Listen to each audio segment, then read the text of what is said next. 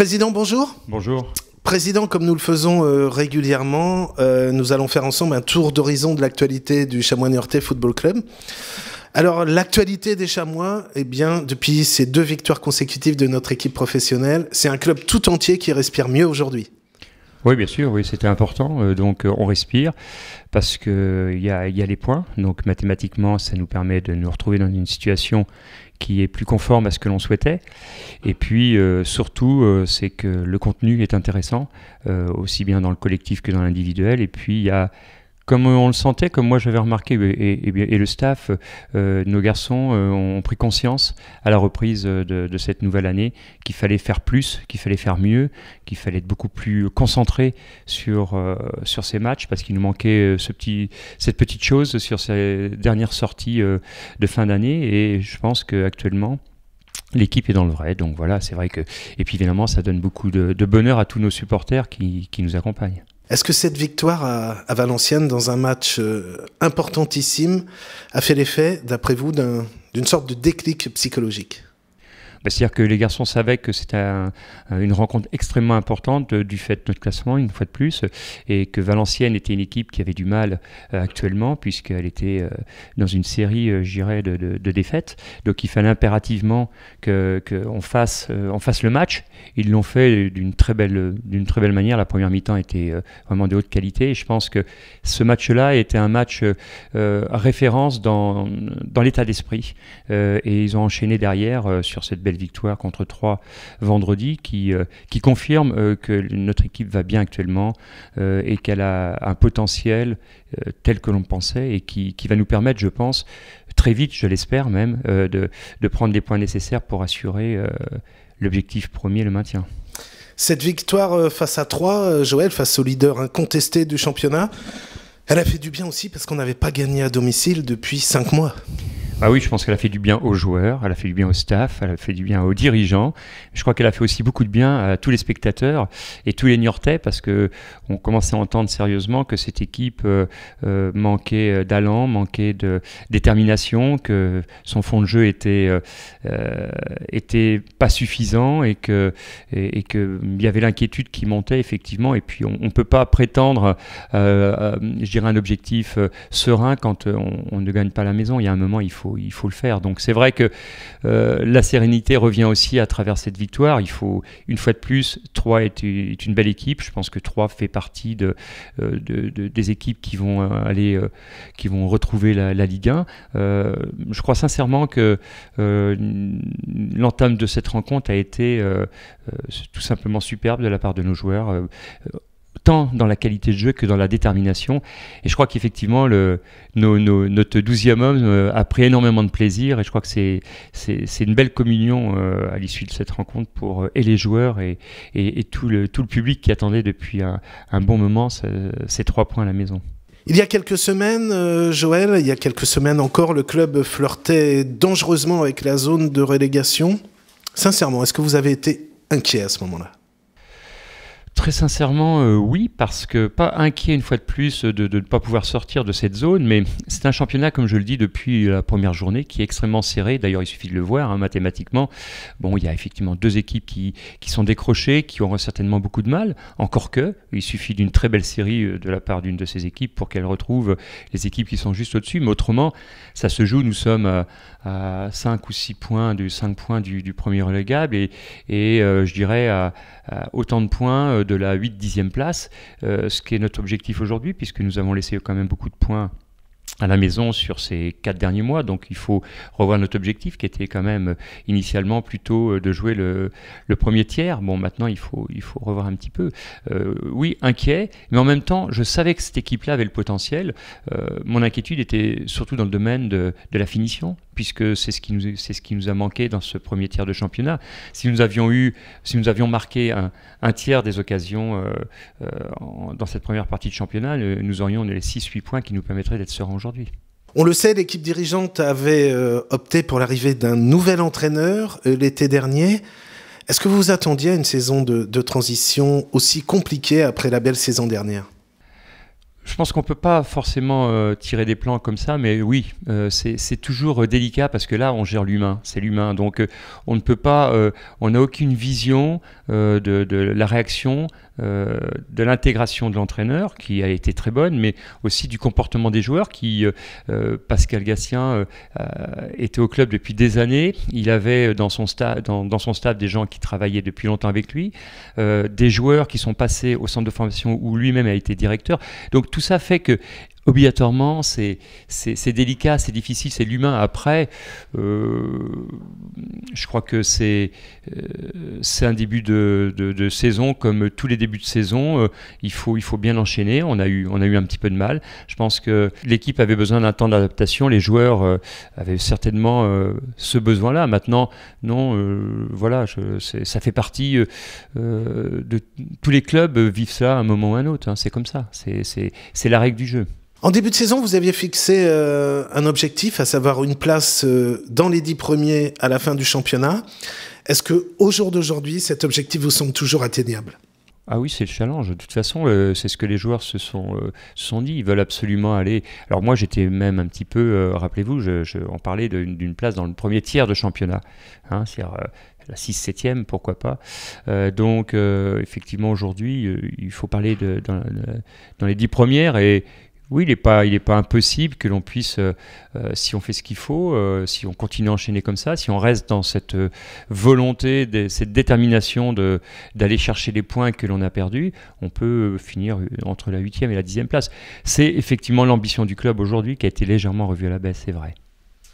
La grande surprise du dernier mercato hivernal, alors que beaucoup attendaient l'arrivée d'un nouveau joueur, vous avez choisi, non pas l'arrivée d'un nouveau joueur, mais l'arrivée d'un nouvel entraîneur adjoint, un certain Lilian Lasland, plus spécifiquement dédié au travail de vos attaquants. Pourquoi un tel choix ?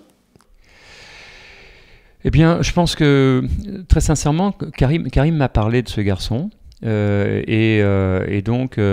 je trouve ça personnellement très très intéressant. Je pense qu'il y a une spécificité dans tous les postes. D'ailleurs, il suffit de voir dans le rugby, hein, il y a un entraîneur par ligne aujourd'hui. Dans le football, dans les clubs, dans beaucoup de clubs aujourd'hui, il y a des spécifiques. Et je pense que Lilian a un passé intéressant. Et ce qui est intéressant avec un garçon comme lui, c'est qu'il a le vécu.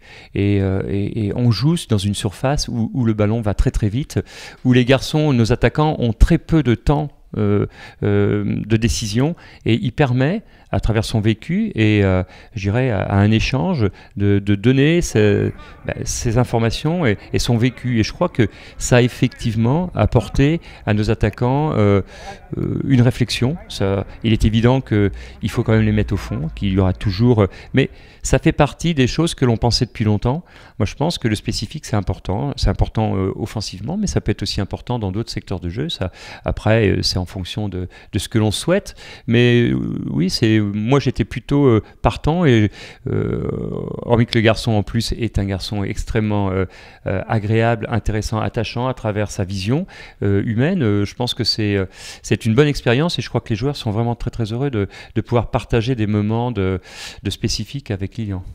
Il y a à la fois le spécifique attaquant, vous en avez parlé, mais Lilian Lasland avait aussi la réputation d'être un joueur de vestiaire, qui amène de la convivialité au sein du vestiaire. C'est ce que vous recherchiez aussi ? Alors ça, je dirais que surtout c'était effectivement le spécifique sur le terrain, mais Lilian aussi est quelqu'un de très proche, comme je dis, humainement attachant, et je crois que vraiment le courant est passé avec le staff, parce qu'il est évident que pour que Lilian puisse venir travailler, il fallait avant tout que l'entraîneur Régis soit bien sûr d'accord, et au contraire, je pense que Régis est très heureux d'avoir un garçon comme Lilian à ses côtés. Ça permet aussi pour lui de voir les choses d'un angle différent, de voir ses joueurs travailler différemment aussi. Donc, et il apporte aussi une convivialité, une expérience, et puis certainement des petits mots parfois à ses attaquants, enfin aux attaquants avant les entrées de match. Je pense que oui, Lilian c'est une très bonne recrue pour le mercato.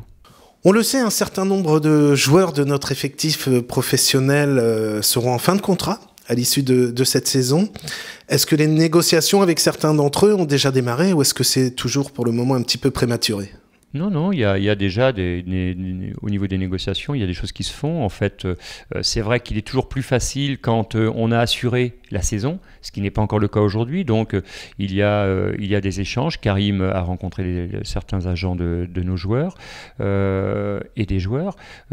On a échangé à ce niveau-là. Maintenant, pour certains, les choses vont se faire rapidement. Pour d'autres, il faudra attendre encore un petit peu. Mais oui, on travaille. Et puis, Karim et la cellule recrutement travaille aussi à visionner beaucoup de joueurs pour pouvoir faire une sélection à travers certains garçons. On a un profil, il est clair que notre volonté aussi, c'est de donner de la maturité aussi un petit peu à notre groupe. C'est normal, hein, on joue avec beaucoup de jeunes, avec des garçons pour certains qui ont de l'expérience, d'autres moins. C'est aussi une qualité. Il faut peut-être qu'on apporte un petit peu de maturité à cette équipe, puisque le championnat est extrêmement difficile. Il faut effectivement parfois avoir l'expérience du terrain, du vestiaire, et c'est vrai que on a perdu des garçons la saison dernière qui avaient cela, et on a peut-être moins de garçons cette année, et dans les moments durs, c'est bien d'avoir aussi des garçons qui sont là pour réveiller ceux qui auraient tendance à oublier. Aujourd'hui, impossible d'interviewer le président des Chamois niortais sans parler de ce fameux projet de nouveau stade. Alors Joël, est-ce que ça avance concrètement ? Concrètement, oui, ça avance. Mais comme je le dis très souvent, je pense qu'il faut rester discret parce que ça avance, mais c'est très lié avec les collectivités. Donc voilà, le maire de Niort, Jérôme Baloche, qui est aussi le président de la CAN, travaille sur le dossier. J'ai rencontré des adjoints dernièrement. On avance, le projet prend forme. Il est clair que pour nous, l'impératif, c'est que dans moins de 12 mois, il faut impérativement que le projet soit lancé.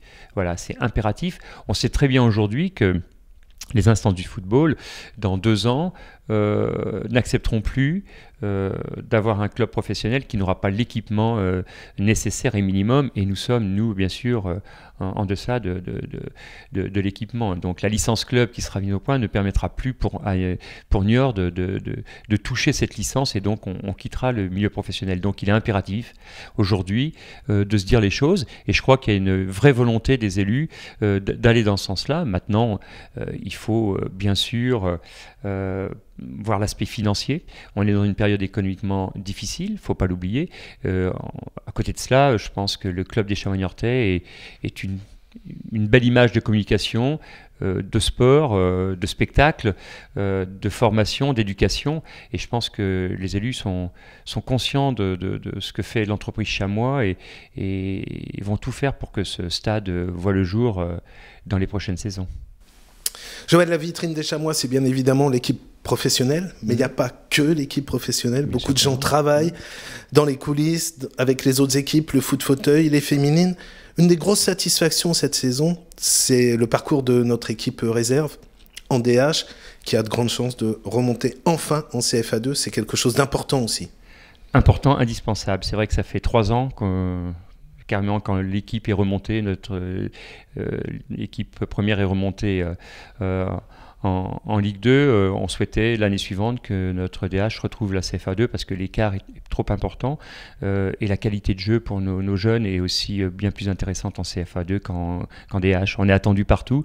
C'est vrai que actuellement, je pense que le travail de Jean-Philippe Faure, et puis aussi la détermination des jeunes fait qu'on ne peut pas encore l'affirmer, mais on a, je crois, 11 points d'avance. Ça serait surprenant maintenant qu'on lâche, donc on va y aller, et ça c'est une très bonne nouvelle. Et puis il y a aussi nos équipes derrière qui vont bien, et bien sûr les équipes féminines qui continuent à grandir, et on en est très, très heureux. Notre équipe foot fauteuil qui se passe bien, et toute notre école de football qui vraiment est animée par un groupe d'éducateurs de qualité. Donc oui, il y a beaucoup de satisfaction à travers toutes les équipes du club. Joël, pour terminer, on revient sur notre équipe professionnelle, un déplacement, un derby, toujours difficile qui se profile là d'ici quelques jours à Angers. Vous le sentez comment ce match à Angers ? J'ai regardé le match hier soir de Angers qui se déplaçait à Auxerre. Bon, c'est une équipe solide, Angers. C'est vrai que c'est très très difficile. Le résultat, je dirais que moi, bien sûr que je souhaite qu'on fasse un bon résultat à Angers. Un bon, ça peut être aussi un bon point parce que c'est une équipe qui est difficile à bouger. C'est une équipe qui se retrouve aujourd'hui dans le trio. Donc, je pense qu'ils vont jouer devant leur public en souhaitant conserver cette place. Donc, mais je crois que notre équipe aujourd'hui a vraiment cette sérénité pour aller défier Angers sur ses terres. Et oui, moi je suis pour les 3 points, voilà, ça c'est clair, et je leur fais confiance. Voilà. En tout cas, je pense que ça sera une belle rencontre parce que ce sont 2 belles équipes. Joël, merci beaucoup, à bientôt. Merci à vous.